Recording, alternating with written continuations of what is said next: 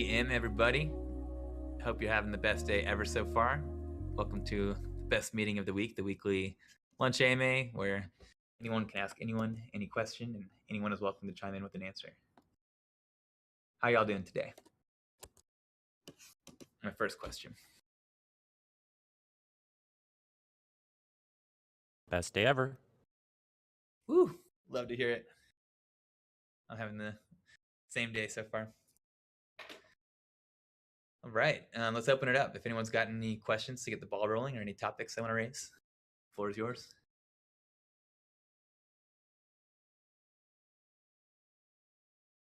And if anyone feels more comfortable submitting a question anonymously, there's a form at the top of the stage chat that you can use. I had that one thing I wanted to talk about, but it's kind of boring, and I don't know if it's like a good starting point, but I can move forward with it if you want. All right, let's put it on the back burner for 1 sec to see if anyone else has a topic they think might be more fun or more interesting. Something more interesting than branding. Yeah.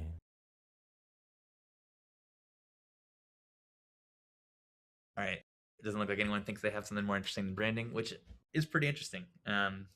Very interesting topic, in fact. So please, Gray Machine, take it away. Well, so the issue is sort of, I guess, settling on how we talk about ShapeShift, when specifically talking about ShapeShift versus ShapeShift DAO. So all of our branding is, logos and all that kind of stuff refer to ShapeShift. And a lot of times we refer to ShapeShift as ShapeShiftDAO. And sometimes there's like made up logos that use ShapeShiftDAO and tag the word DAO on the end. And I think, 1 year beyond the DAO launch and several, I don't know how far we are beyond dissolving the actual corporation of ShapeShift. But I think it's something to think about, which is exclusively referring to ShapeShift only as ShapeShift, and to kind of remove not to say that we aren't a DAO or not talk about ourselves as a DAO, but branding wise, it's kind of redundant at this point to tag DAO on the end of everything and make up these logos that we don't have of ShapeShiftDAO, and just keep it as ShapeShift. And most of this falls in my court in terms of like making graphics that don't say ShapeShiftDAO. But I just want to put it out there because I have seen a few, and I think the LATAM group has done this a couple times where we've kind of made up these logos that put DAO at the end. And unless anybody has any objections, I think we could, as a branding initiative, just kind of move towards dropping the DAO from branding usage and just call it ShapeShift.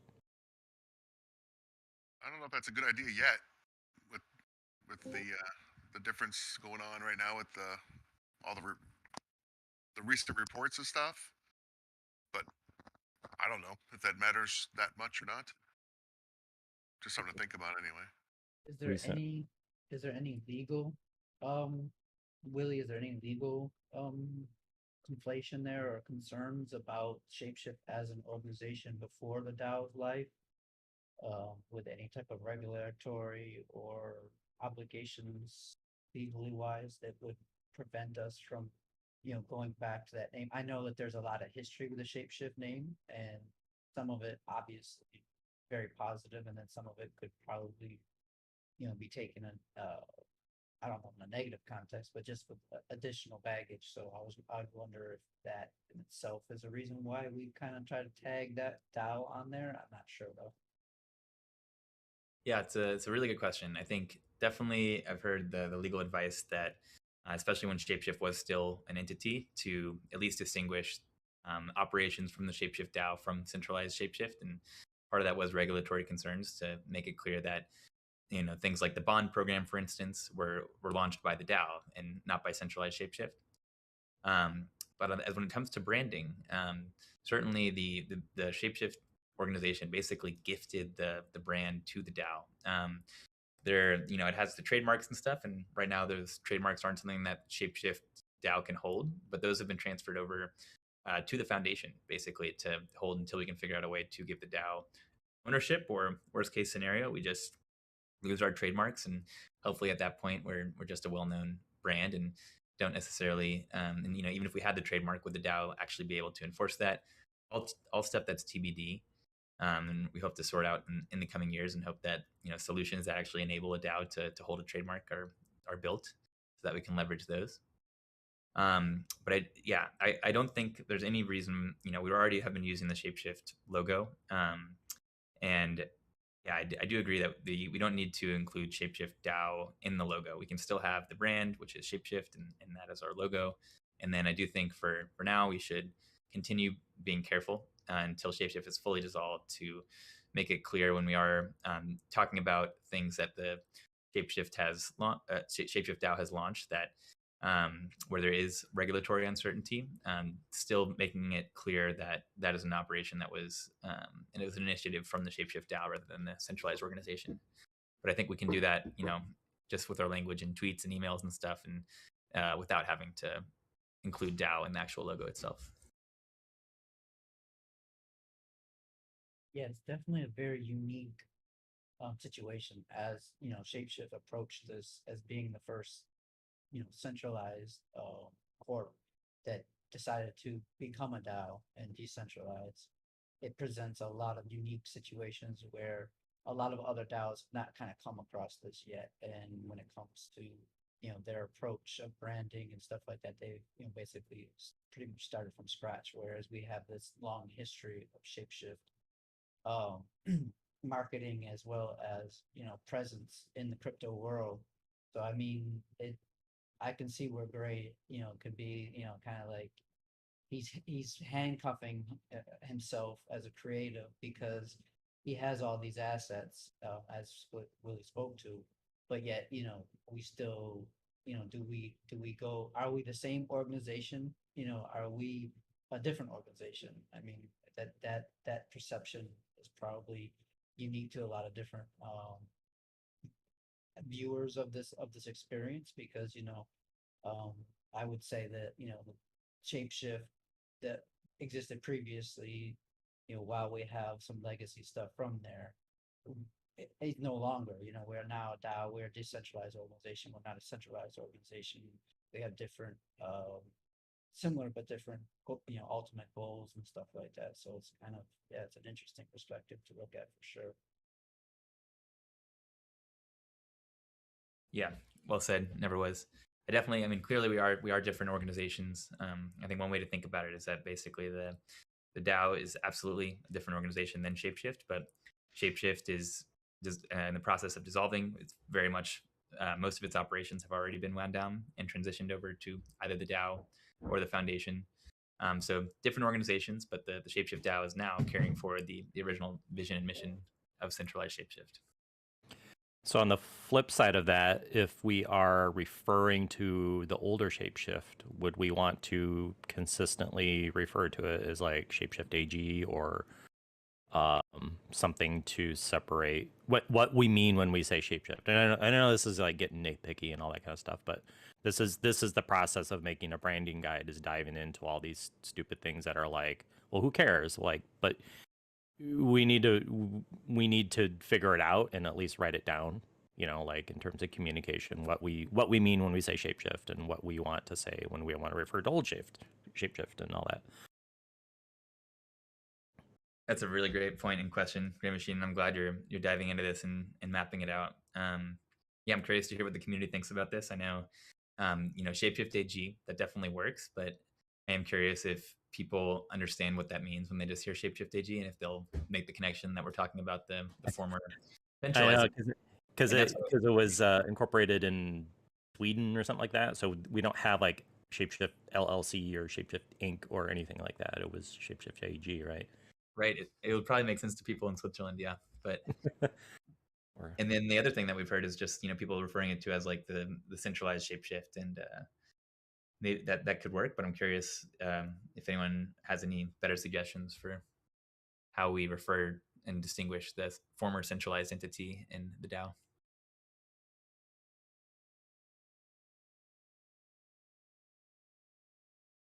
OG Shapeshift. Shapeshift OG. Ooh, ShapeShift OG.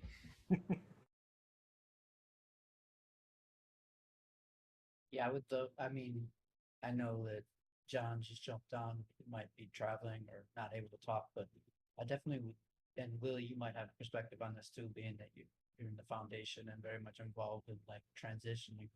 But I'm not branding wise, we definitely should, and Gray's taking on a huge task, obviously, with doing this, and getting this documentation together and building this resource. But I really would just wonder if compliance wise or legally wise, if an entity like a government or an agency or something like that was coming at something, do they really care? You know, if it's distinguished as, you know, ShapeShift AG, if, you know, you know, the pieces are still there. You know what I mean? I don't know how that works, and maybe someone who has a little more context on that.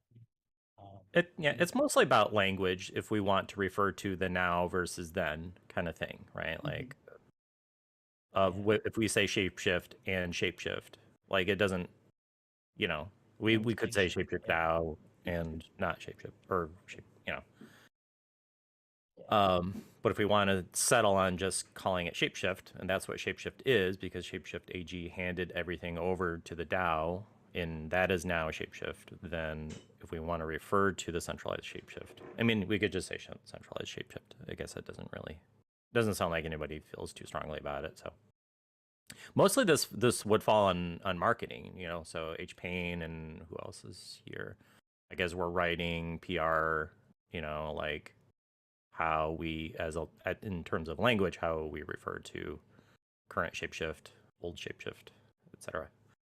Yeah, but like you said, a big part of it, the branding, like the logos and the different Right. assets, that's a big part. And that's a big, huge part of what you got to be concerned with, that the brand is staying consistent and meeting, you know, the specs that you put forward. So it's a difficult conversation. Thank you for bringing it up, Great, because a lot of people probably weren't even paying attention to, you know, how this was coming along for you.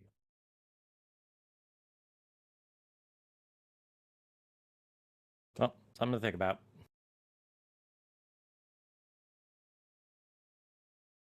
Yeah, curious to hear what you land on there, and if anyone's got any thoughts on it, feel free to hit up Gray Machine. I think, you know, if you have them side by side, ShapeShift DAO and the former ShapeShift Corporation, the former centralized ShapeShift Corporation, yeah, I think any of those options could work. And in some forms, I think it is okay just to, you know, refer to it as ShapeShift. I guess it really comes down to if we're really trying to distinguish the two different organizations. But I'm sure that will come up in our communications. So great to have some consistency and the optimal language that we can use.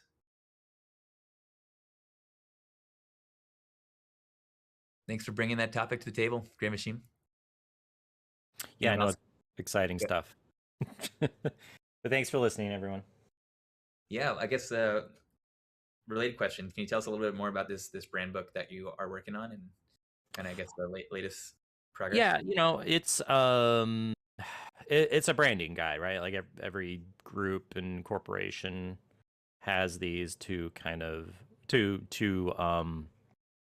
inform people about your brand, right? Like what are the colors, what are the values of the colors, how is it used, how is illustration used, how is language used, how is typography used, all that kind of stuff.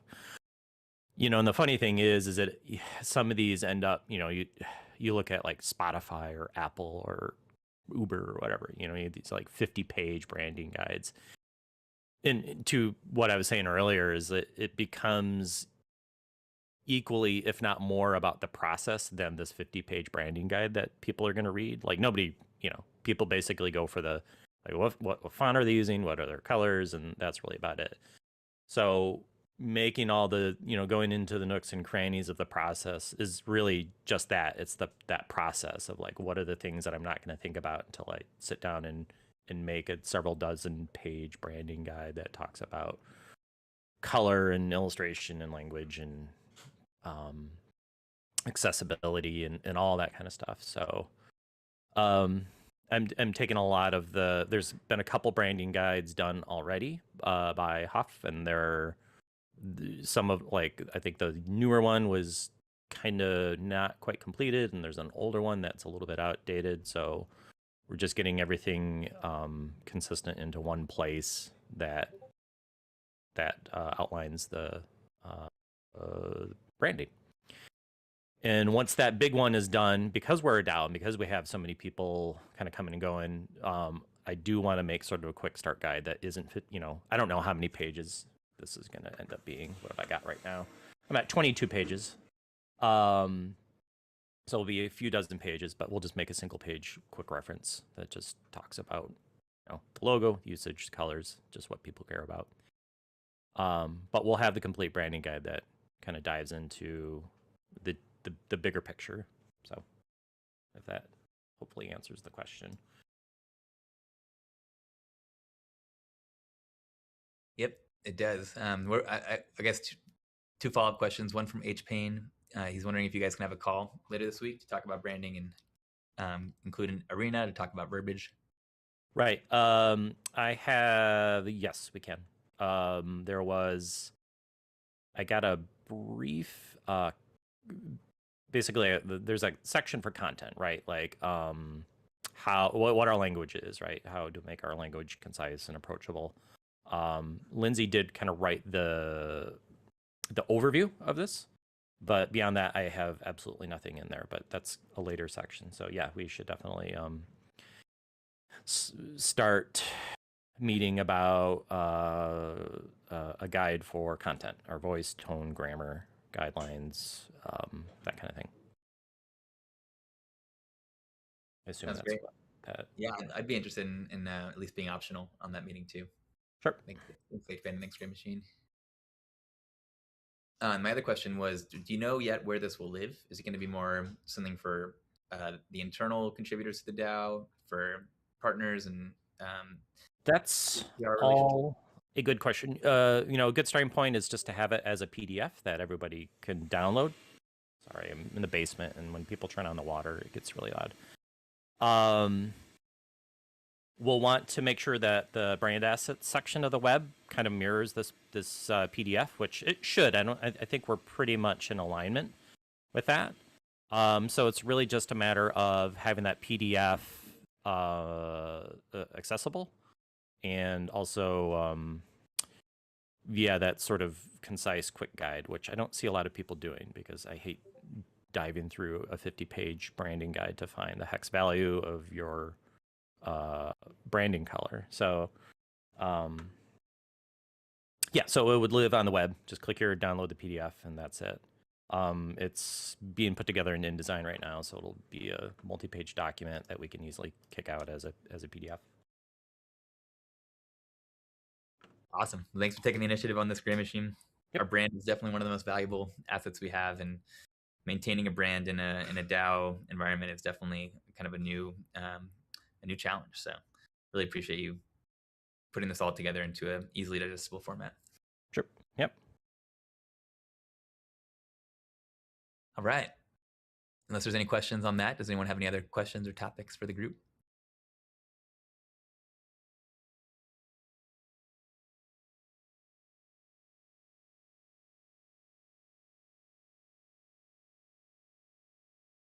Not to make the conversation a little bit heavier, but I did just repost to an earlier post in the forum about the draft proposal about austerity options. I'm still looking for communication from contributors or other people that might look at this and read and look at the spreadsheet.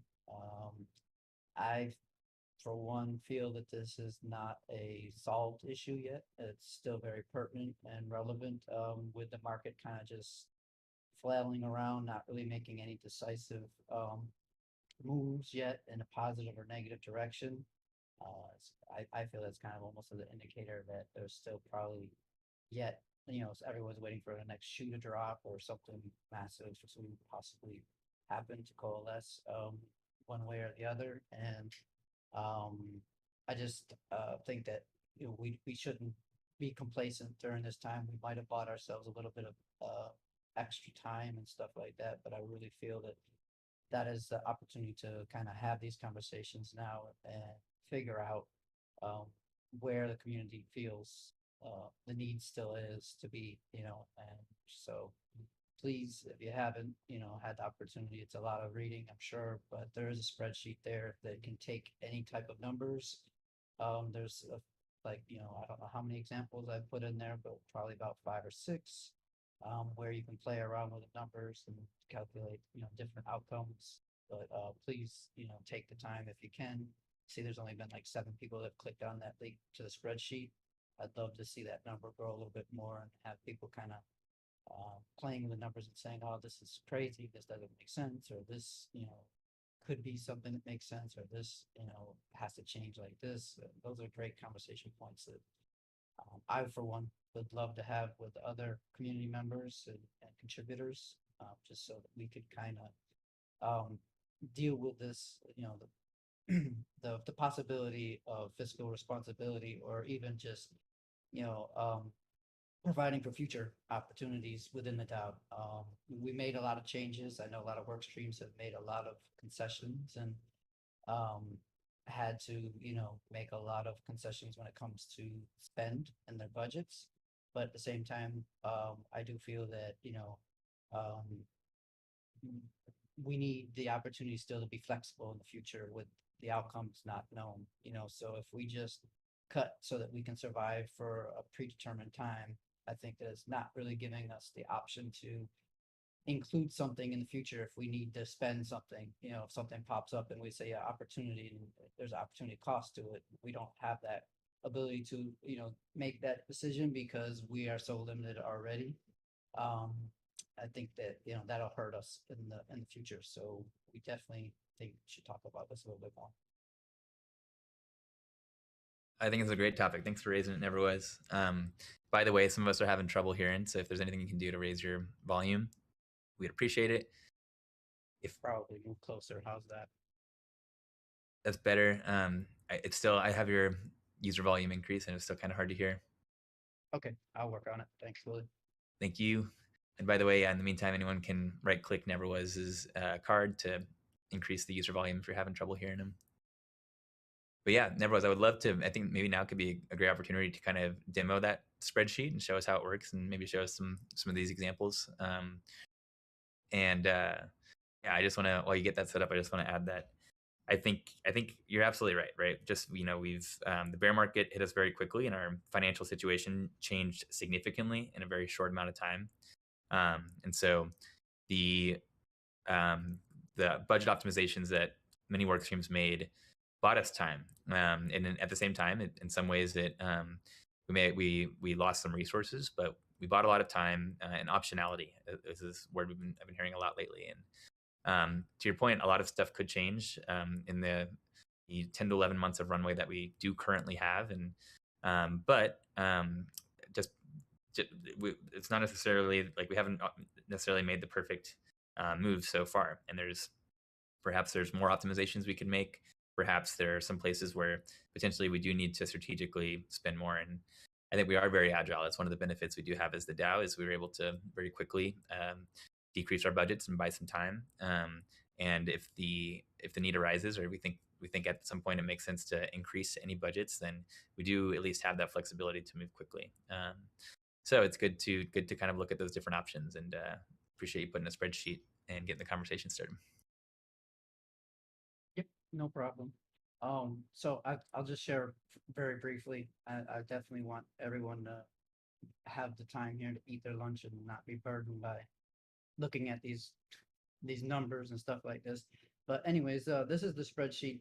This first tab basically is the summary tab.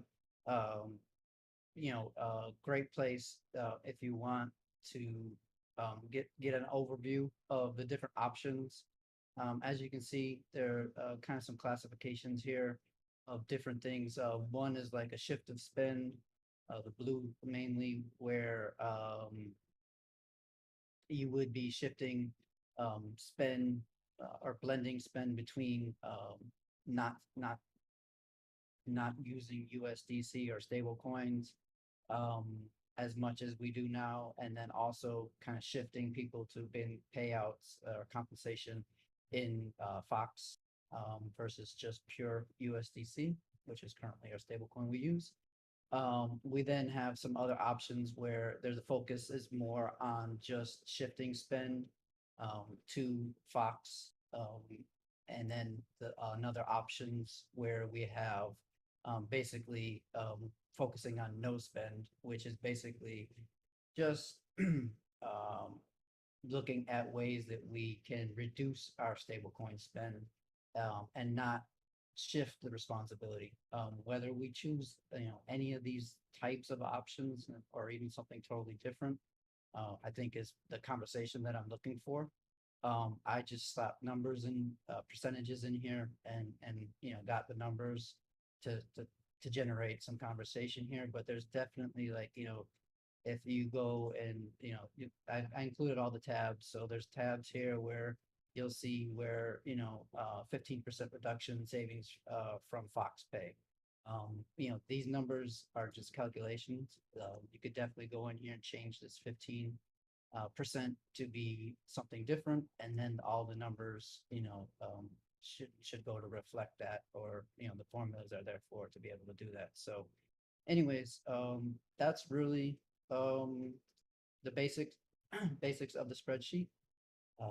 Like I said, there's some classifications or different ways of looking at it, whether you have a blended spend or shift in spend, or with a reduction in USDC, or do you just look at maximizing our stablecoin USDC to the maximum extent we can, or do we want to get more of that somehow, which we do through bonds and other ways? So there's a lot of conversation beyond this.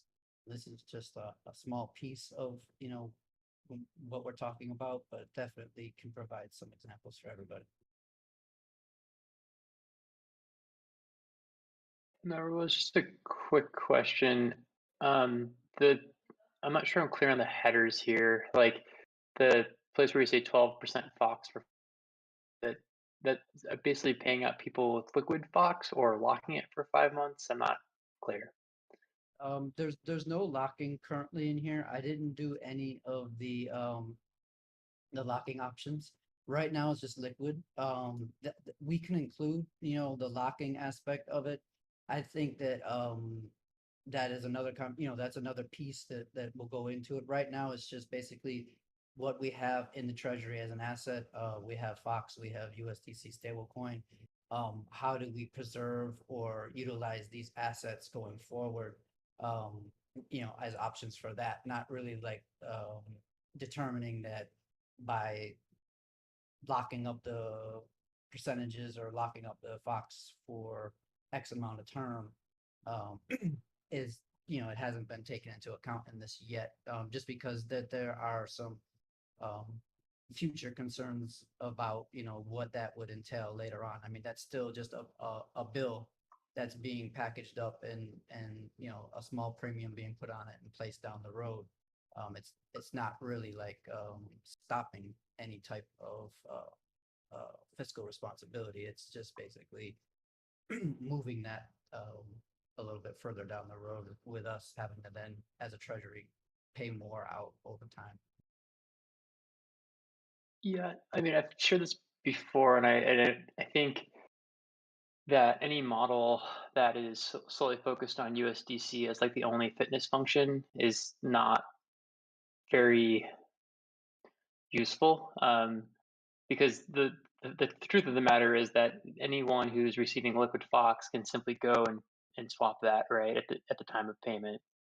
And so like it's really hard for me to understand how that really solves any of our problems, if that is.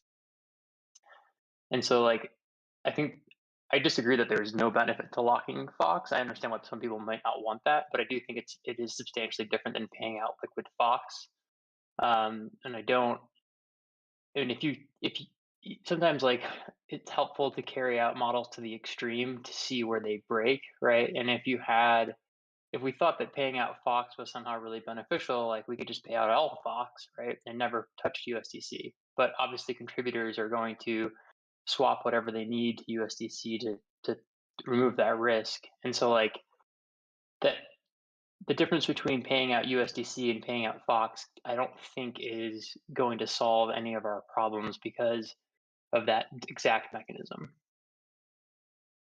Yeah, I understand what you're saying. I mean, there's definitely that option. You know, people are going to, you know, change their Fox into many different assets possibly if they're not long on Fox and deciding to just hold on to it for the governance aspect token, or hoping that in the future, you know, there's going to be a spike to where it becomes very profitable to have that Fox. I think that, and I understand what you're saying about, you know, locking it up, the benefits of the immediate benefits of it not hitting the market, the downward pressure, you know, of that and so forth.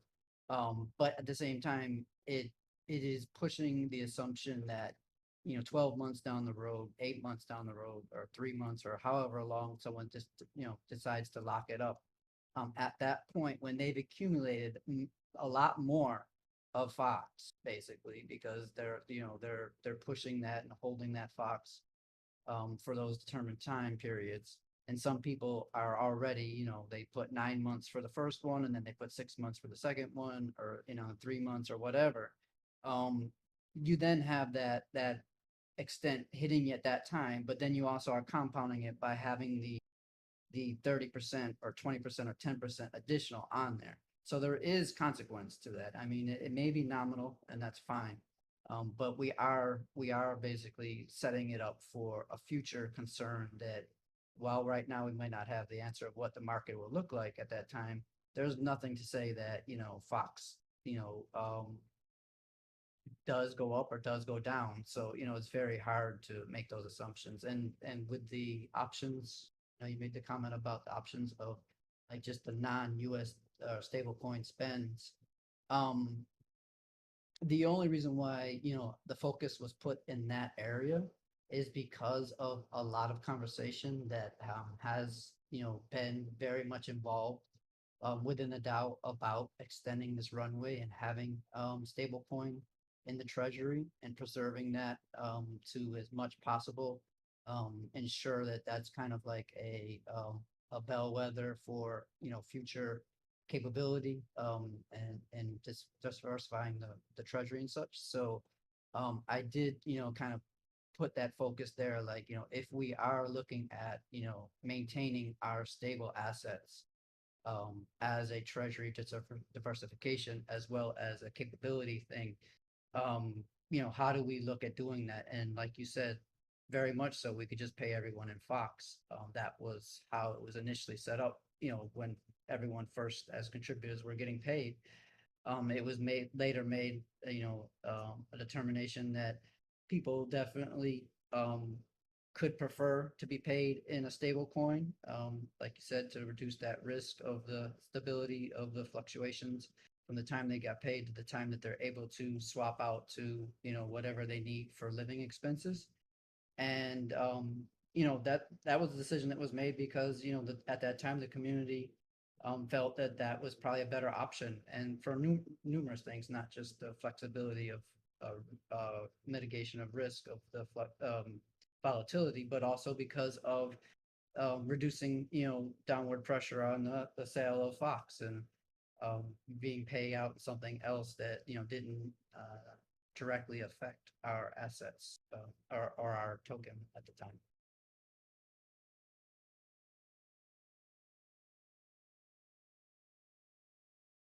So yeah, I just wanted to provide examples, and I did not do, like you said, the locked up amounts. I didn't have all the numbers at the time of all the different contributors that were doing it. So it wasn't really easy to make assessments of, like, you know, where we were at that point or where we could be. But there's probably a lot more of that information available now, going into, you know, a month and a half or more, where people have started, you know, taking those locked up NFTs and stuff. So maybe that's something we can revisit if people have that data readily available. Um, I'd be willing to, put in a couple more examples that show that in there as well. But I don't, yeah, leave it at that. Thank you, Never Was. Thank you, Ocean. Definitely, we have some data from last month on the amount of the total budget that went towards Locked Fox, and we'll have updated data in the next few days for this past month. So happy to share that. I hear where both you guys are coming from. I think it's a balance, and initially we only had Fox in the treasury, so of course we were just spending Fox, but we saw firsthand kind of the impact of that, and I do think it's accurate to say that there's very little difference from just paying out unlocked Fox versus just paying out USDC, and ideally, that the DAO shouldn't run out of either of those. So right now, we've made as many adjustments as we can to ensure survival first and foremost, and that we have sufficient runway to continue building the maximum amount through the bear and come out in the bull market as strong as we can. So I do think that the Locked Fox is a great option. I really like Locked Fox because not only it helps us solve that problem that you get with Unlocked Fox, where on payday everyone's racing to trade their Fox for USDC. So to with the expectation that others are going to do the same and there will be slippage. So we definitely saw that when we were paying out exclusively with Fox. I really like giving contributors the ability to opt in to a percentage of their payment in Fox and incentivizing them to lock it up for longer. That definitely goes a long way with buying the DAO time to execute and achieve the vision and get ourselves into a better financial situation by the time the Fox unlocks. And it also does help mitigate that risk of the Fox all unlocking at once, and people. It helps attract the long-term hodlers who do believe in the vision and want to support that, and it helps incentivize them to do it. So I really do like the Locked Fox, and I guess Never, my question for you is the intention just to kind of give people a tool to be able to kind of see what impact this would have, or is the idea that this might turn into a proposal of some sort that would kind of like require work streams to have a percent go to Locked Fox? I'm curious kind of what you think the recommended action of this is. Yeah, well, for one, I mean, as a community, we do have the ability to, kind of pass a proposal to say, work streams should be held to a higher, accountability as far as their fiscal responsibility.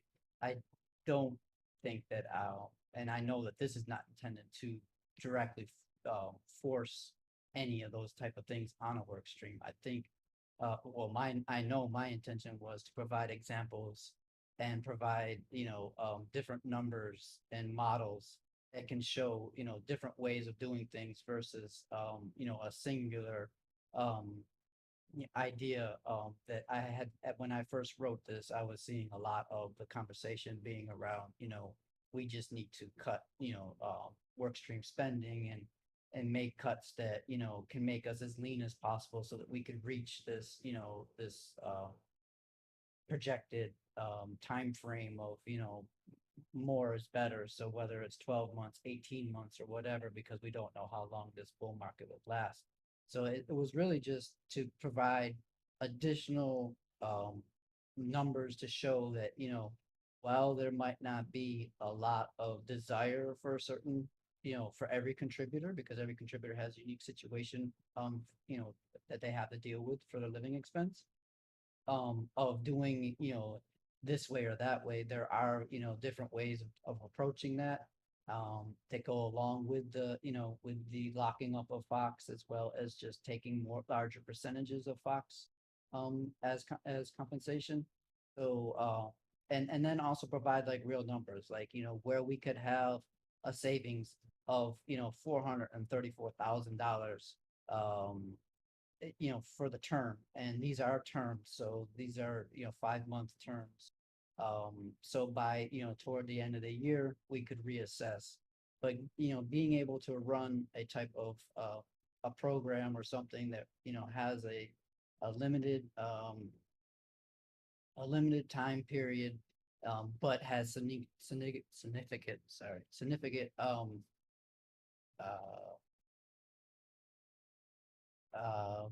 numbers that you could look at and say, you know, this isn't just one work stream, you know, saving, you know, $30,000 or whatever. This is, you know, across the board, you know, we're saving ourselves a lot of treasury assets, or, you know, spending it in a different way or whatever. But anyways, yeah, this was not intended as a, you know, this is the way we got to go. If we come to a conclusion, you know, we're going to pass a proposal that says every work stream has to do this. I think that there might even be a way where, like, you know, work streams would look at different ways of this, going down and talk to their work stream contributors and say what works best for you, and maybe take like different approaches. But whereas at the end effect would be that we would see, you know, a significant change in what our treasury has as far as assets going forward, in a short term, midterm, and long term perspective.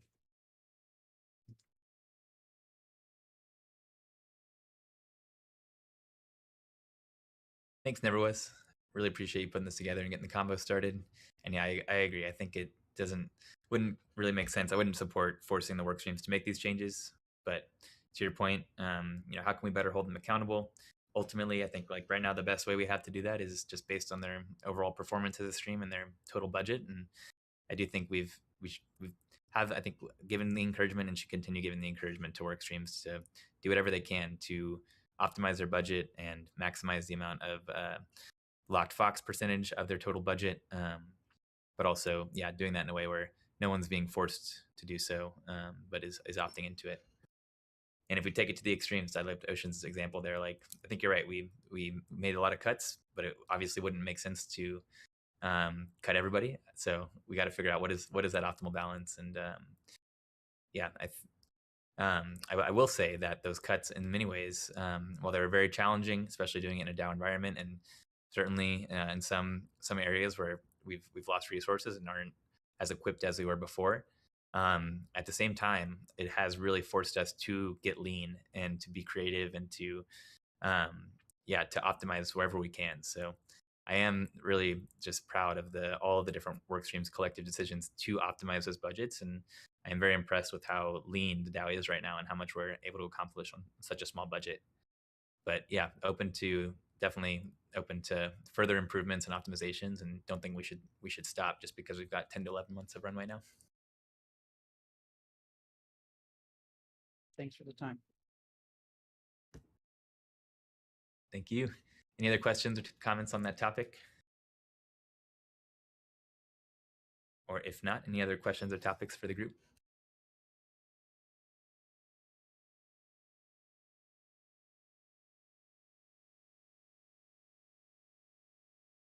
Did you guys see MakerDAO is working on an emergency plan in case their USDC does get frozen, to basically, I don't know